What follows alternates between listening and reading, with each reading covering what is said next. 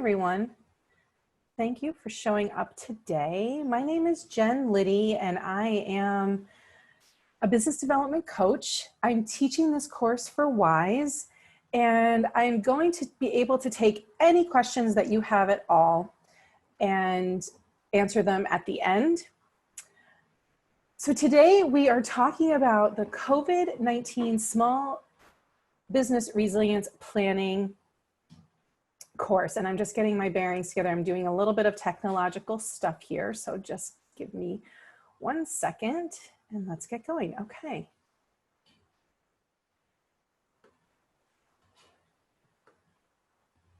Okay, sorry for the technological nonsense, but here we go. Great. Hi everyone, welcome to today's training. I'm your host, Jen Liddy. I'll be teaching today's section, which is all about cyber security. So this entire course is a 7-module course, and we are so glad you're here for it because it's really important that women business owners understand how to be resilient during this time of COVID-19 and running a business. We have created this program at no cost to you because WISE is committed to helping women, especially women small business owners, prepare for and respond to the economic impacts of a pandemic such as we are in.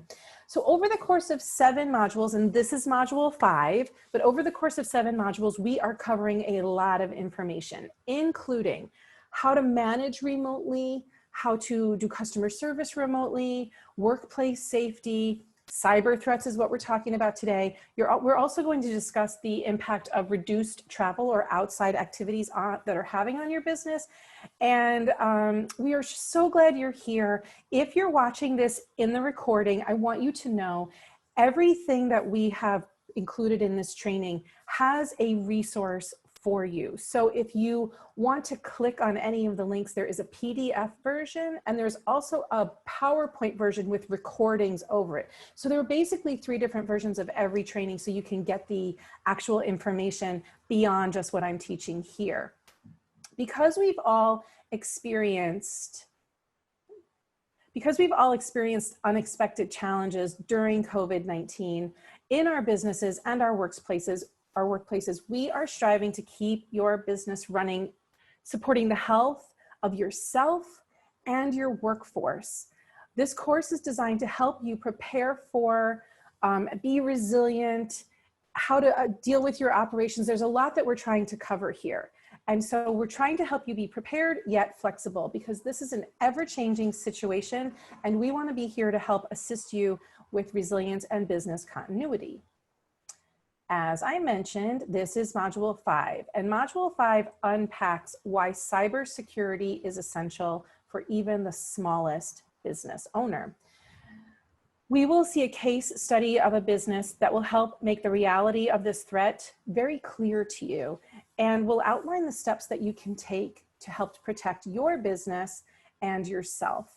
Today we'll scan through the typical types of threats that we see because they come in all shapes and sizes, particularly ones that are connected to COVID-19. You're probably going to learn quite a bit today about the kinds of cyber threats that are out there for all of us. So there's a local WISE woman, her name is Rena Hart, and she is an insurance broker at one group, and she's also an intrapreneur for her company. And she said that she cannot stress more the awareness of cyber. Whether you carry the insurance or not, it's very important to have really good cyber hygiene and practices. And we were so glad that she said this because wherever you buy your insurance from, if you buy insurance at all for cyber security, what you're going to learn today is going to wake you up and make you think about it in a really different way. So let's talk about how good cyber hygiene practices can help us in our business. This module covers 7 objectives to help you learn how to reduce the dire economic impacts of the circumstances that we're in. We'll review lessons learned from WISE women locally. We will also talk about the kinds of cyber attacks that are targeting people just like me and you because of COVID-19. We're also going to teach you about things you may not have heard before: phishing, smishing, which was a new one for me, malware, And you may not have heard these terms before, but by the end of today, you're going to know what they are and how they're being used against you. And the reason that this is such an important module is that if you remain unaware, damage can happen to you that you might not even be aware is possible. And today we're going to talk about how to prevent it. This module also offers guidance on how to help you assess and plan for your own cybersecurity resilience plan, and it will teach you how to protect yourself from cyber attacks. Lastly, the module offers guidance on how to report and file a complaint if you are attacked, if you have been victimized in that way. We have so much to share today, and I want you to settle in without any distractions for yourself and know that everything that I'm sharing with you, even though I might go fast, you can always go back and look at it again because this is recorded. Give yourself the gift of attention. Feel free to ask any questions in the chat. I will address them best as I can, and know that you're doing this for yourself and for your business.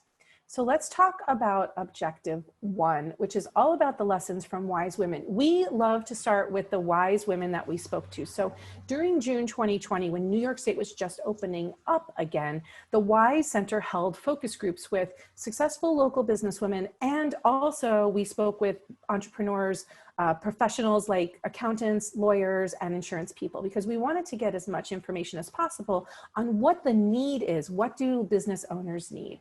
So our goal in these sessions was always to learn and reflect on their experience so that we could then create these trainings for you. We also asked them the one lesson that they wished they had learned before all of this started. And on the next slide here, I want you to take a look at what they say, because you're going to see that over and over again, we heard from businesswomen that they wished they had understood about cyber threats before any of this COVID-19 stuff started. Today, you're going to see why they said that, because there's some crazy stuff going on out there. And so cyber threats, technology, what to be aware of, they all wished that they had had access to this information. For some of them, this information might feel too late, but we are hoping that for you, this is a preventative step so that you can keep your business safe. We also held focus groups with experts, as I said, and we included accountants, business coaches, insurance brokers, and their advice over and over was, 1, get an IT expert on your bail team. Not enough people have access to an IT expert, and then they spend hours being frustrated because they can't figure something out. 2, become aware of this issue of cyber threats and share best practices that your IT person can teach you with your employees. 3, create protocols for do's and don'ts when using the internet at work. This seems obvious to us as business owners, but it's not obvious to our employees many times. And later on, you're going to see a case study that shows why this is so important. And then 4, the experts said, purchase cyber insurance. I don't know if you even knew that was a thing. If you have vulnerabilities to protect, such as patient confidential information or financial information. So that's why we are doing this training. Now, our next objective is to talk about how to beware of COVID-19 related cyber attacks, because they've targeted people specifically due to this, this outbreak. And so later on, you're going to meet a small business owner. Her name is Lisa. She owns a restaurant called Healthy Bowls Cafe. And she encountered a cyber attack that had to do with passwords. And her IT company realized that the passwords were the problem. And so we're not talking about that quite yet. What we want you to understand is that before we even talk about things like passwords, we have to talk about cyber attacks that are coming because of COVID-19. And people are using COVID-19 and our fear and our lack of knowledge about it to target us. There are 4 different types of malicious attackers, and they all have different motives for why they're doing it. First of all, there are criminals. And criminals, there's gangs and there's people who are working alone, but they are interested in identity theft, generally to do financial fraud and do ransomware attacks. I will explain this more deeply later, but ransomware is basically where somebody takes over your computer and they get a hold of your data, and they will not give it back to you until you pay for your own data to get back to you. So understand that sometimes people are just in it for the money. The second reason that sometimes people are doing this, or the types of people that are doing it, is because they are government hacking teams who are seeking to steal some kind of intellectual property. They're engaged in a disinformation campaign to destabilize other nation states. So that's a very different reason, right? The third type is just the thrill seeker. This is somebody who wants to further the fear that we're all feeling, further the uncertainty and doubt that we're struggling with. And they either do this because they're entertained by it or because they want to profit from it. And then there are activists. These are individuals or groups who are not pleased with how a government or a nation state is operating. And so they want to mess with how they are, because they're not happy with how they're dealing with the pandemic, they want to mess with that information. So these are the 4 types of malicious attackers who are leveraging the COVID-19 pandemic for their own good or their own purposes. Now, what I want you to understand here is the latest statistics that we have about COVID-19 specific types of cyber attacks are from April 24th, 2020, which doesn't seem that long ago, but given how quickly everything changes, it is 3 months ago now. But this is what we know. COVID-19 is being used in a variety of malicious campaigns, including email, which we'll talk about very shortly. I'm going to show you examples of everything. Malware, which is when somebody gets like a worm into your computer and it takes over what's and puts bad stuff into your computer that shuts it down. Ransomware, which I already explained, is when somebody grabs hold of your computer and they won't give you back your information, and malicious domain. So we're going to talk about all of those things. And we know that as the number of people affected by COVID-19 continues to surge, so will the campaigns that use this disease as a lure to get people's information. So this is just this is just where we are right now. Okay. So you want to know how your computer can be turned into a zombie or a bot. So this is when a hacker takes control of your computer, and they do this in a lot of different ways. Essentially, it's malware that runs what's called a bot program. And through a variety of combinations and techniques, they get into your system, and this is what they do. The first way that they do this is through phishing and smishing. Phishing is the use of email to get into your information, and smishing is SMS texting to get into your information. So basically, these are malicious links or malicious files, and the purpose is to steal some kind of information and install ransomware, again, so that you have to pay to get your own information back. Additionally, there are malicious websites. Attackers have created many fake COVID-19 infection maps and websites that look so real that when you click on them, what they do is they infect a malicious software into your machine. Also, like I said, there are malicious apps. Attackers have created fake COVID-19 apps that purport to give you information or tell you that they can scan around you for people who have COVID-19. And instead they hijack your phone or your tablet and then demand a ransom. And finally, the last kind that we're going to talk about is the DDoS, or disinformation. These are criminals who have launched attacks to disable government websites at the same time that they're distributing false information or disinformation via text and social media and email. So we want you to understand there's a lot of different ways that hackers can become a cyber threat to you. And it's not, if you have ever fallen prey to this, it's not because you're dumb or that you didn't notice something. It's because they're very crafty, and you're about to see what we mean by that. Okay, so here is an example of the type of cyber attack that looks like it's real. So this is, we want to emphasize upfront that before we get into all the different types of cyber attacks, one that we're seeing a lot is this IRS tax-related Social Security scam. Basically, it's callers who are impersonating IRS or Treasury Department employees and demanding payments for allegedly outstanding tax debts. Now, of course, when people are in a state of fear and uncertainty, it's so easy to prey on us, right? So the scam callers are demanding payments, but they demand them in really strange ways. They'll ask for like a prepaid card or an iTunes gift card or a Reload It debit card. These are all fraudulent. And so if you are getting one of these calls, hang up and report it. I'm going to talk later about how to report it. No legitimate Treasury or IRS official will ever demand a payment via a debit card, nor will they demand a payment via Western Union or MoneyGram or any kind of bank wire transfer, nor will they ask you to deposit your money into somebody else's account. That's just not how it works. But they sound very persuasive and knowledgeable, and they talk fast. And when somebody's talking fast at you, it's very hard to sort out what they're saying. So we want you to know that there are places where you can report this. And again, there's a source here, and the source is, again, clickable for you on the PDF that you'll get. And the other thing I want you to notice is like how they're using lots of color and lots of information coming at you. It's to confuse you. It's to make you think that you're doing something wrong. Now, this next type of scam, this is a hoax site. This site encourages you to download a mobile app called Ways to Get Rid of Coronavirus. It promises a cure. You'll see there that there are a lot of hoaxes out there that are promising cures, that are promising you to get on the waiting list for a vaccine.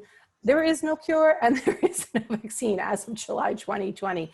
So if you do click on this, you are opening yourself to a cyber attack and risking your data. So even if a friend sends this to you, be just very aware of what this could potentially do to you. Don't trust anything, basically.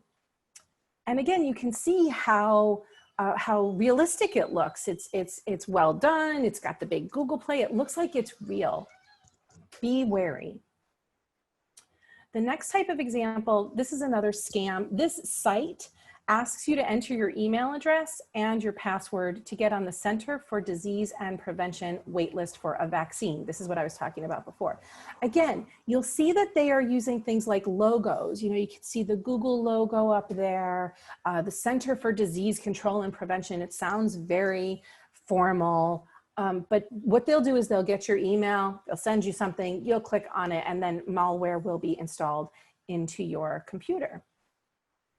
Now, this is an example of smishing. This is the SMS way of so you receive a text. And this is an example from Canada where attackers impersonated a popular rewards program in Canada. PC Optimum, right? And it made it sound like, oh, if you're a PC Optimum person, you're getting this thing and you're going to want to click on it. And then it was a lure that brought some malware into their system. So again, there are lots and lots of examples. We have another example here of, this is an email subject line, and it came from the Canadian Ministry of Health. And again, it sounds very formal and, you know, I have to check this because it came from the government, and it was labeled coronavirus latest updates. And there aren't even really any misspellings here to give anything away. Sometimes with phishing, there's a misspelling or a use of language that doesn't quite sound natural. And so those are sometimes things to give them away. But again, this one gave recommendations, quote unquote, on how to prevent infection, and then came with an attachment that carried malware and then got inside your computer and infected it. There's example after example of this. This particular fish has a double barrel. What that means is it's a malicious link, and it also provides disinformation about COVID-19. The thing is with this one, it does two things that are bad, but also it uses this familiar layout. So if you've ever used DocuSign to get any online documents signed electronically, this is what it looks like. And so if you are somebody who uses that, you're like, oh, this is just a DocuSign thing. I'm so used to seeing this logo and these colors together and the way it looks. They prey on us not paying attention. The other thing that you will see is phishing using known agency names and the names of public health officials to provide an air of legitimacy. Now, this phish was targeted at a Toronto-based organization, and it was used to lure information to try to trick parents into clicking on the link. Now, again, you want to add a heightened amount of fear onto people beyond COVID and beyond like financial concerns. Talk about their kids, right? So dear parents and guardians, we are writing to provide you with yet another update. Click here and then you're infected. So really be aware of what's coming in. This type of thing, the next one is something that we see all the time, where a phisher creates a fake message from the president of a company, and then all employees are required to click on the attachment. And so if you get something that doesn't seem right to you, circle back around to the person that it's supposedly from. I can't tell you how many times CEO friends of mine have told me that their employees get emails supposedly from them that tell them to meet them in the parking lot at 2 a.m. or send them this attachment, like crazy stuff that people are doing. So it does not hurt to circle back around and say, did you send this to me, rather than clicking on it and bringing down the whole company or your whole system. So many of the spam emails that we saw were related to shipping transactions that had to do with postponements. And the postponements were due to, you know, COVID-19. Remember, like, we're so used to Amazon sending us everything in 2 days. Not during COVID, everything was really slowed up. So it was just another great way that they could contact us falsely and make it seem like they were telling us something that we really needed to know. This example is all about, we are planning to ship the following orders next week, but due to the coronavirus, we have postponed below shipment. Please check details attached, new shipping info and shipping instructions, and advise if we should still proceed. So again, clicking because your stuff is coming and it says, please advise, but clicking would have infected your computer. And this is another thing that they're doing to prey on people. Attackers have created hundreds of fake websites and fake apps that not only have misleading information or interactive maps, but then they also install this malware designed to steal your information or encrypt it. And then they get your ransom because you want them to give it back to you, so you have to pay again for your own information. And sometimes it's not even just for you to pay, but it's to promote their political agenda. So basically these sites attempt to find some vulnerability in the web browsers of visitors. And then they use these vulnerabilities to install malicious software. That's why if you're not an IT person, you want to really have somebody or hire somebody to take a look at your system and see where are the holes and how can they patch it for you. Again, I want to just make clear what ransomware is in case you missed that. Ransomware is where a specific type of malware is installed that infects your machine and restricts you from accessing it again. This has happened to libraries, it has happened to businesses, it has happened to school districts, and then you have to pay thousands of dollars or tens of thousands of dollars to get your money, to get your information back. So again, hiring an IT guy is far less trouble and or an IT person is far less trouble than paying all of that. Now here's another example of a mobile app attack.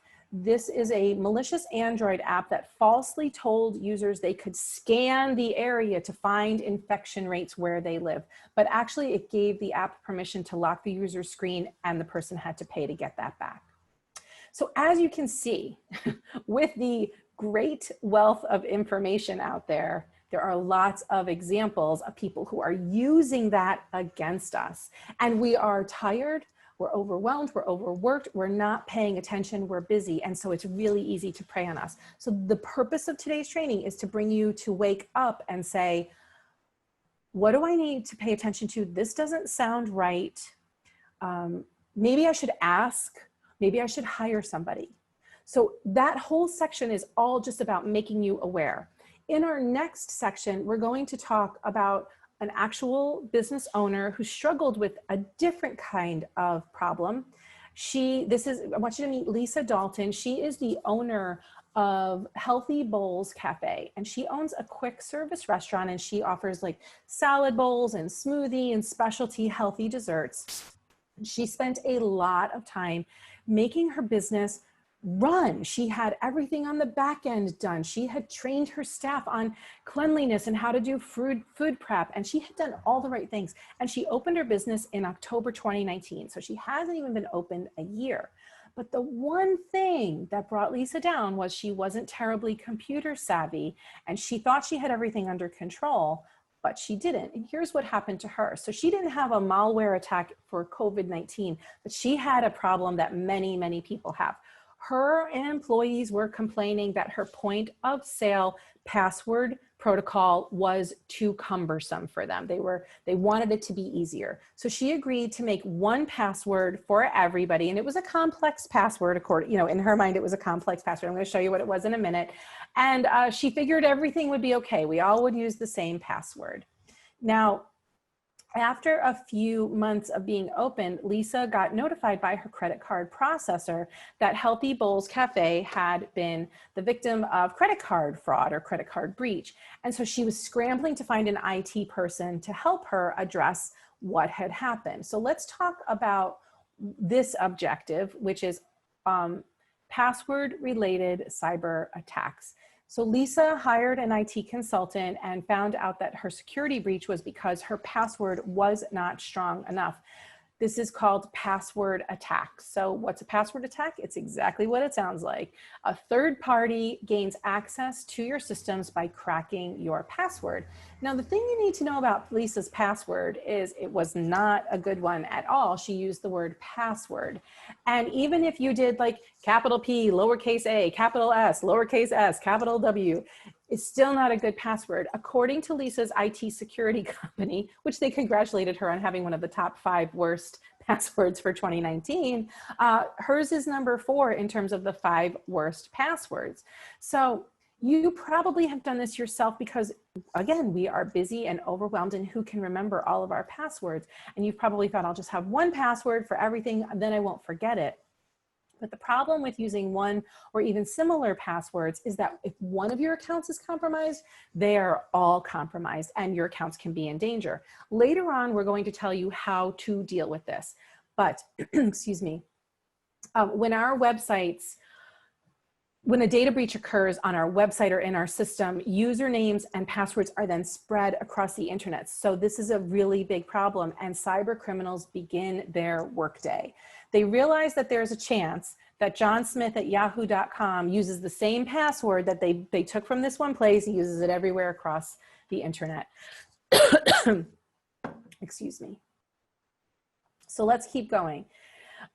We want you to know that 80% of all hacking related breaches basically involve compromised or weak credentials. So the takeaway from this is one of the very first things you can do for yourself is make a great password, a password that is unbreakable. And at this point, according to the security researcher, Mark Burnett, we are at the point where no password under 15 characters is safe. And that might make you go, oh, I can't believe it. I can't even imagine having a 15.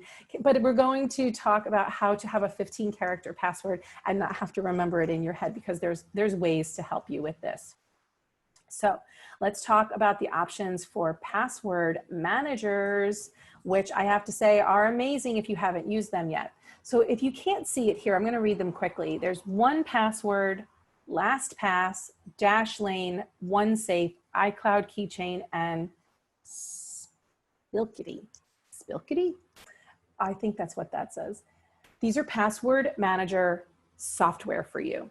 And basically what they do is they are security-driven applications that safely store your account information and your credentials so that you don't have to use the same passwords or easy to guess passwords, and you don't have to remembering them. I swear, remembering all of our passwords is no longer possible. You can give up the pipe dream of thinking about that. We need a password management software. And so we have one to recommend to you today after doing some research. And you can also throw away that password, that notebook that you have filled with passwords, because having a notebook filled with passwords is also a bad idea. So of the ones listed here, Lisa's IT security company recommended LastPass for the following reasons, and I'm going to give you that. Actually, I personally use LastPass also, and it's a dream. It's super easy to use. And where do we get this information? Zapier.com. They did a great job of researching and providing comparisons for us as we researched this information for you. So let's talk about how password protection works for you and why LastPass is a great option. So this was recommended by Eric Reitmeyer, who is an IT security specialist in our area. And he recommends LastPass for the following reasons. It's a protective vault. Everything is kept there. You have one major password to get in. And even if you're sharing your information with maybe an assistant or your team, they can't see the password. They can only get access to it via LastPass so that they can get in. It's usable with any browser on any device. So whether you use Firefox or Safari or Chrome, LastPass works. Additionally, all you need is one strong password that you can remember, and everything else is taken care of for you. It does use a two-factor authentication, which if you've ever had the two-factor authentication, you know sometimes you can be like, I want to get into this password, but oh, where's my phone? I have to find my phone or my iPad or whatever to get the two-factor. But even though it seems like a pain, it is ultimately worth it because there will be much more pain and suffering, as you can see from the examples that we gave today. And frankly, LastPass is very affordable. It's free for a single device and $12 per year for premium. It's very, very affordable. So we hope that you take our advice and look into LastPass.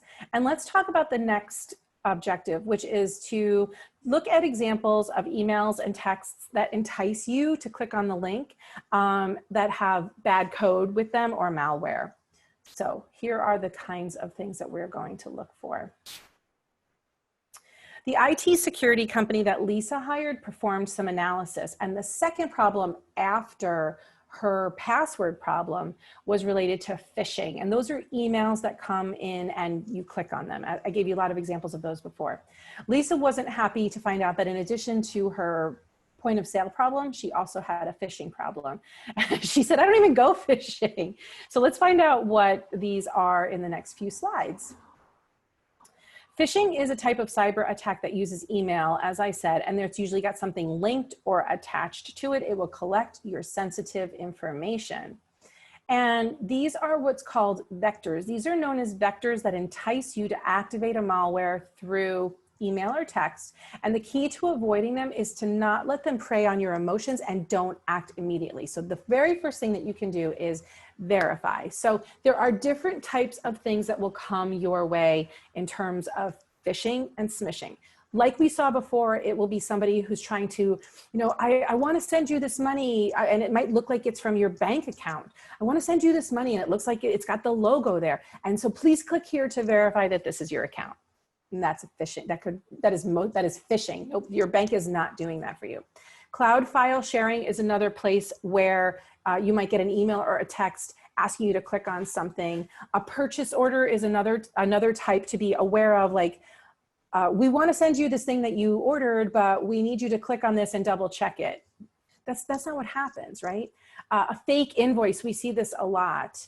Let me just go through the examples here. So there's an example of account phishing, account verification phishing scam. So what you see is how to protect your friends. There are more than 75,000 infected cases. Click here.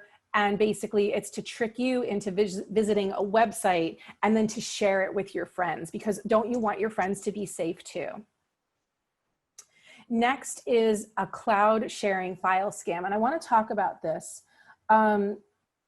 If you have a file that's shared using Dropbox, you'll see there should not be an attachment. That's the whole reason for having cloud sharing, that you don't have to attach everything. So there should be no attachments in a legit Dropbox email.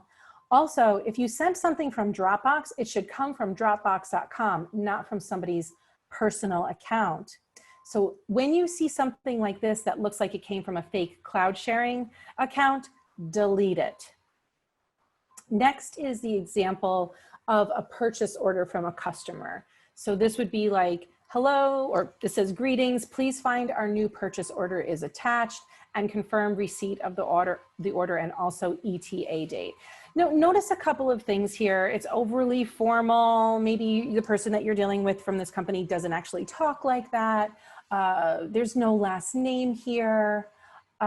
This could be sending any type of malware to you, and it could come in and sit on your computer, or it could do the ransomware thing. But basically this email is going to ask you to unlock it. You want to sneeze? So if this is an attack vector, the malware will be attached to the document that you click on. So delete this without, and then purge it from your system. Another one is an example of a fake invoice. Now, the thing is, this looks like a real invoice, and Vato is actually a real invoicing company. So you may receive an email with links to view the invoice or other information that leads you again to a phishing site. So be very careful. Read the addresses carefully. Think about everything that comes in. Verify, verify, verify. The spelling of a company may be off. And this is, I've seen this done a couple of times. There might be a letter missing. So say it came from Federal Express, maybe one of the S's is missing or an L is missing because your brain won't really process that. Or they might use the letter O, the letter 0, the number 0 instead of the letter O. And again, your brain doesn't process it. Or they might use the letter L instead of a 1 or vice versa. I want you to understand they're really playing on us being so busy and overwhelmed that we're not paying attention. Here's an example of a fake delivery notification. Microsoft found several undelivered messages. And these are things that you should be aware of because they look so real. There's the Office 365 logo. And so you might be asked to verify your address. And again, look where this comes from, postmaster.us.ibm.com. Really check before you click there, because sometimes it looks like it's a real site, and it could just very easily right into your computer. So this is a tax scam that comes from supposedly the IRS, but here's a couple things I want you to know. Any site that is secure will have an HTTPS address, and if it doesn't, it is not considered secure. Do not click on it. Additionally, a real IRS email address or anything from the government will have a .gov address. So be very aware of the domains. So this one says, and again, they have the IRS logo here, claim your tax refund online. We identified an error in the calculation of your tax from the last payment amounting to $419.95. In order for us to return the excess payment, you need to create a e-refund account, after which the funds will be credited to your specified bank account. Now, I'm just going to point out something, and this is because I used to be an English teacher and I'm a super word nerd, but they said create a e-refund account. Now that's just not proper grammar. The proper grammar should be create an e-refund account. So sometimes you'll notice that the grammar is off or the spelling is off, but because again, we're scanning things so quickly that we don't always notice this. Also, if English is not your first language, you might not notice that that's even a problem. So they're preying on us being quick, being fast, and then scamming us. So let's take a breath here. There's a lot to consider, and you don't necessarily need to be afraid. We're going to talk about options for you. If you can just slow down and ask yourself these good questions as you get emails and texts and are being sent links from people that you don't click on them. So let's just like take a breath and say, it doesn't have to be as scary as we might be making it out to be in our heads. Let's move on to objective 5, which is all about how to talk about malware cyber attacks. So poor Lisa, in addition to having a password at her point of sale register problem, and then having some phishing problems, she also was the victim of business identity theft. So let's talk about what that actually means. What are malware attacks? So malware is code that is designed to disrupt the normal operation of, or cause harm to a network, an entire network, or just one user's computer. That could be your phone, that could be your laptop, that could be your tablet, it could be your desktop, whatever. So it could like affect everybody in a network, or it could just affect you. It's no good. So there are a wide range of different malware categories, and we're going to talk about what those are. Worms, Trojans, spyware, and keyloggers. And frankly, these terms are interchangeable. So as these problems grow, they kind of use all of them together at the same time. So we're going to cover just a few examples of how these can show up in the next few slides and what they are. So as I said, there's keylogging, Trojan, ransomware, worms, spyware, and adware. And actually, like, what they are is what they sound like. They are as horrible as they sound. So let's talk about keylogging. Keylogging is basically when somebody sends you something and it gets into your computer and you don't know it's there. So you're typing away, da, da, da, da, da, da, da. You're typing your passwords, you're typing information, and there's a hacker on the other end knowing exactly what you're typing because they can see your keystrokes. So these are programs that are secretly used, and they can easily log into your programs and your computer, and they are installed instantly, and they are recording your keystrokes. So they're recording passwords, things you write, things that might be private. So just be aware, this is the kind of thing that, the kind of malware that can get onto your computer. Next is ransomware. Ransomware, as I've talked before, is that your files become encrypted with this big boom. It's big, like a big stop sign. They hijack your documents. They give you 72 hours to pay, and it's a lot of money. It's not like $50. And then they they often add this ominous clock in, like the countdown has begun. And so data doomsday is coming.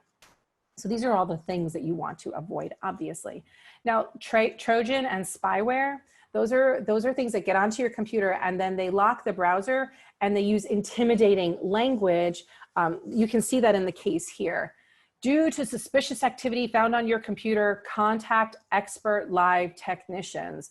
And you now have a fatal virus, and everything's in red, and it's very big, and they give you an 800 number that you're supposed to call. Again, look at what they're giving you. This 800 number isn't even a full phone number. So it's just like, now it's in your system, and you're supposed to be calling somebody, and there's nothing you can do. It locks the browser. And next, another idea that you may see, another piece of malware you might see, is a worm in an email. So you may have gotten an invitation from somebody to play a game, and that might give you a worm that corrupts your files and your system and then makes it unusable after restarting. The worm tries to preserve the time and date stamp of the file it tries to infect, so it won't let you even restart. Couple things to notice here. This says a humor game. And then it's, this is a very humor game. This game is my first work. You're the first player. I wish you would like it. Again, that should be ringing some bells in your head, like, that doesn't sound like anybody I know. I don't know what this is. This feels weird. Delete. You know, don't worry about hurting people's feelings. That's the one thing I really want you to walk away with. You don't have to worry about people's feelings. Let's see. Then adware. Have you ever had this happen? This used to happen I remember in the early 2000s, you'd click on something and then it was just pop, pop, pop, pop, pop, pop, pop, pop, pop, pop, pop, pop, ad. And there's like this endless loop of ads, and you couldn't get out of it until you basically like unplugged your computer and prayed for the best. So if you've aggressively like clicked on your mouse over and over again to stop an ad from popping up, then you have been the victim of adware. So advertising supportive software, which is called adware, they deliver ads and other browser cluttering junk. These are like the pop-ups that we get. I don't even see these much anymore, but I remember them from back in the day. But I do wonder if it's because of what I have installed on my computer that I don't really see them anymore. So they bombard you with ads, and they can hijack your browser, and it can slow your browser down and is incredibly difficult to remove. So let's go to the next objective. We are cruising right through. So let's talk about common cyber threats and understand where your business is vulnerable, and then take steps to improve. So we've learned so much already about the types of malware that's out there, how it gets in, ways you can be aware, and actually the example of a real person, Lisa, who got targeted, and then once she discovered she had a password problem, she discovered she had several other problems. So how do we plan your cyber resilience? Well, according to a recent SBA, and that's the Small Business Administration survey, 88% of small business owners felt that their business was vulnerable to a cyber attack. Yet, many businesses can't afford professional IT solutions, and they have limited time to devote to this problem. Or they don't know where to begin, because you can see how overwhelming it is, right? So they don't do anything about it. This is why we wanted to bring this information to you. So we want to give you some tools to help you plan your cyber resilience for your business. The SBA actually provides some tools. So if you don't have access to somebody, or you don't know who to ask yet, or you can't afford it for your business, the SBA provides various tools and auto-populated cyber plans based on this interactive tool that they have available for you. Now, again, when you get the PDF or the PowerPoint version of this, you can click right on these 3 options and go to get these. I mean, I think by this point in the training, you understand how serious this is, and it is worth your time. And if you can put some money toward it, this might be something to spend money on in your business. Cyber attacks are a growing threat, obviously, both for small businesses and the United States economy. So according to the FBI's Internet Crime Report, the cost of cyber crimes, this is gonna blow your mind. Cyber crimes cost $2.7 billion with a B dollars in 2018. And small businesses are attractive targets to these people because they have information that cyber criminals want, and also they generally lack the security that bigger businesses have. So let's talk about what Lisa did to overcome this. So here's what Lisa did. Her IT security company asked her to do the following, and she worked on building her cyber resilience. So here are the solutions that she put into place. She started by choosing a file and disk encryption. This is a software that will scramble your data so it can't be read without a password. Additionally, she performed online backups every day. She had to copy her files to a secure location, an external hard drive. In fact, I wonder if I have my external hard drive. Where is it? Yep, here's mine.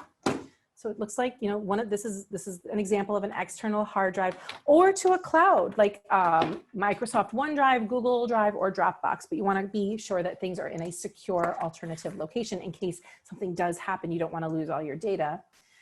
A secure payment processing. So you want to work with your banks or your card processors to ensure the most trusted and validated tools. And there are many of them out there. And if you are using Venmo or PayPal, those we don't make recommendations about those, but they are less secure than if you are using a credit card company.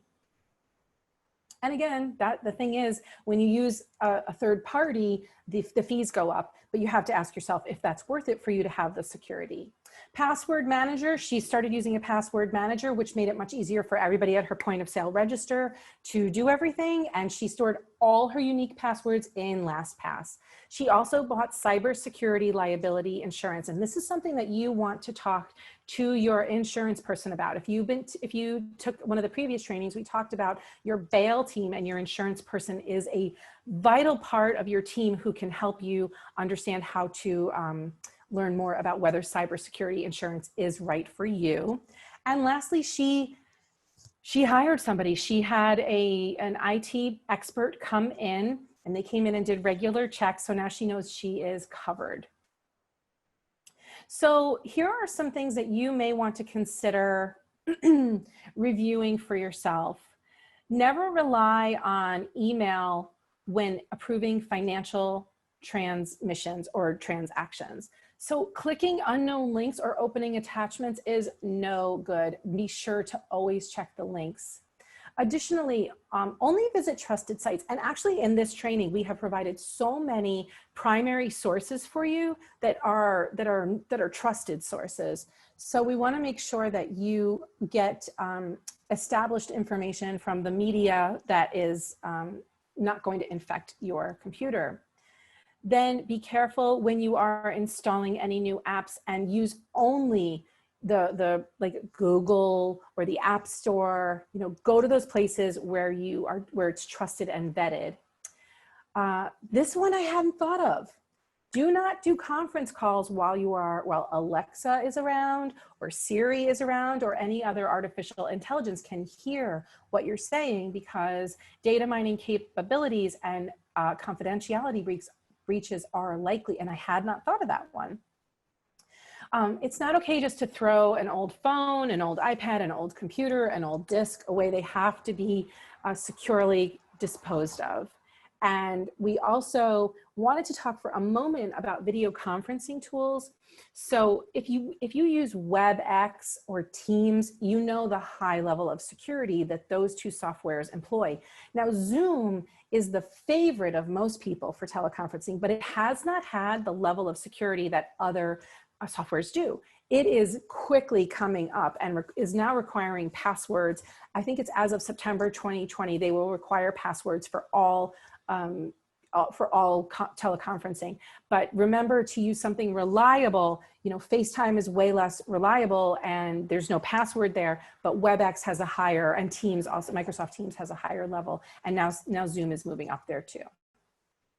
So here are some general things that we want you to think about. And again, these are, credit here is due to Eric Reitmeyer, a local IT security specialist. So we're very grateful for him giving us this information. So we want you to utilize the companies that you set up with and save on network drives, like utilize their resources. So if they have a server, if they can help you hire somebody, it's best to try to avoid doing this yourself. Now, this might mean that you have a what's known as a VPN, where you log in remotely, and there's a lot of security in order to do that. You also want to make sure your home Wi-Fi is secure. And we know that, I mean, I'm speaking from personal experience here. For a long time, we never had a Wi-Fi password because it was a pain in the neck, or who knew what the 81 numbers were that Time Warner gave us, right? So, but we had an IT person come in and make our house more secure, because if your neighbors are accessing your Wi-Fi, then they can get into your information. So you want to change your encryption setting to a WPA2. Change your password and change it regularly. This is another thing that can be a pain, especially if you have kids and you have, like, we counted how many devices we have in our house, and it's embarrassing. But they all store the password. So every time you change a password on one, you have to change it on all the devices. Interestingly, if you've got a bunch of old USBs around, don't check them, because if you put them into your computer and they're infected with something, then your computer gets infected with it. Reboot your computer. This was another aha for me. I often just leave my computer on all the time, 24/7. I open it and I close it, and I open it and I close it. But you have to reboot your computer to make sure that things are running as they should be running. Install antivirus, malware, and Trojan software, especially if you have a PC. And practice patch management and certification process. If that doesn't make sense to you and you don't know what that is, that's when you want to hire an IT person, and that IT person can help you perform vulnerability checks. So we're wrapping up here because we just want you to be aware that the Department of Homeland Security is working with law enforcement and industry partners to disrupt this from happening, to stop it from happening.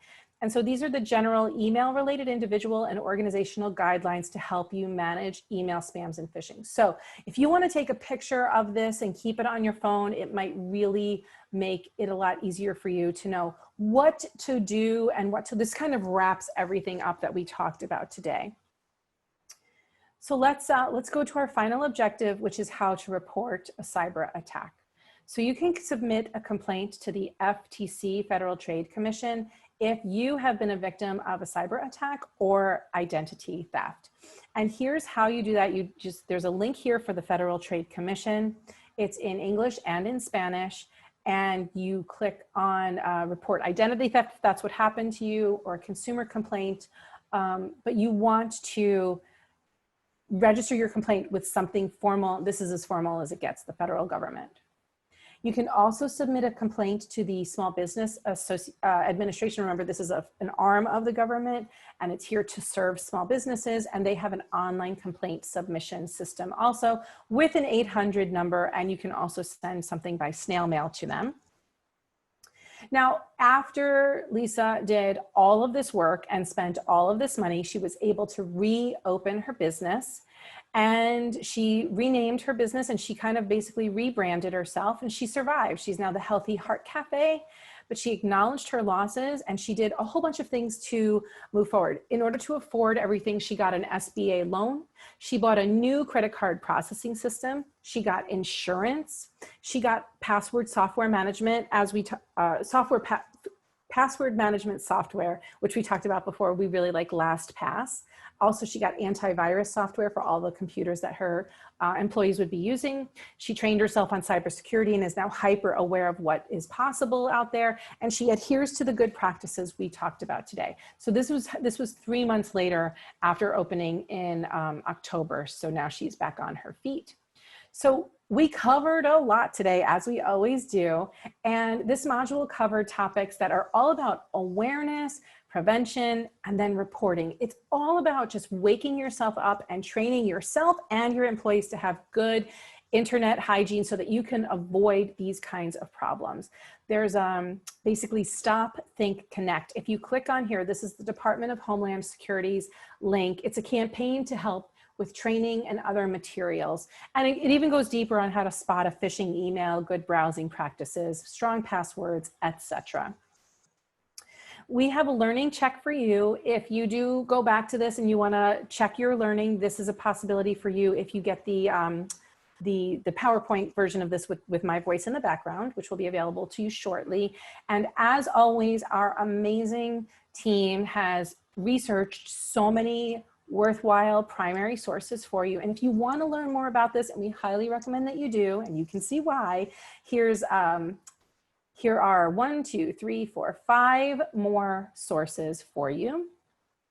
Now, if you're feeling overwhelmed by this and you would like to reach out to a business counselor for any of the topics that we have discussed in this training, I want to introduce to you Barb Stone here on your left, Sarisa Richardson in the middle, and Lacey Roy Cicerillo on the right. These are your WISE business counselors, and they are here to help get you through these hard times. They have been trained specifically in the stuff that we're talking about today. And this is a free service that WISE is able to provide, both from funding from the United States government, SBA, and also from Syracuse University Whitman School of Business.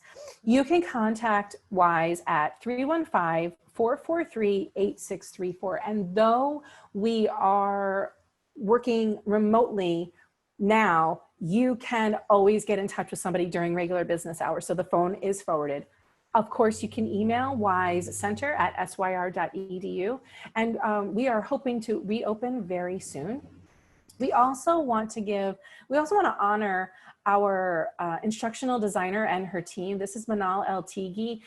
She is an instructional designer who has researched everything that we are teaching you to bring you the highest quality information and to help share it so that you can absorb it and use it and apply it. So thank you to Manal. And I want to say congratulations, because once again, you have stayed with me the whole time and you have completed Module 5, all about cyber threats. I'm going to stop the share of the screen right now, and I'm here for any questions. My name again is Jen Liddy, and I am a business development coach, and I teach these courses for WISE, and it's my pleasure to do so. And I'm just going to check in the chat. There are no questions, but I'm here for questions. Does anybody have any questions? Thank you for showing up today. Thank you for showing up for yourself and your business. We appreciate you coming. And if you have a friend who could benefit from these trainings, please share them with your friend. We want to get this into the hands of as many business owners as possible. Thanks, everyone.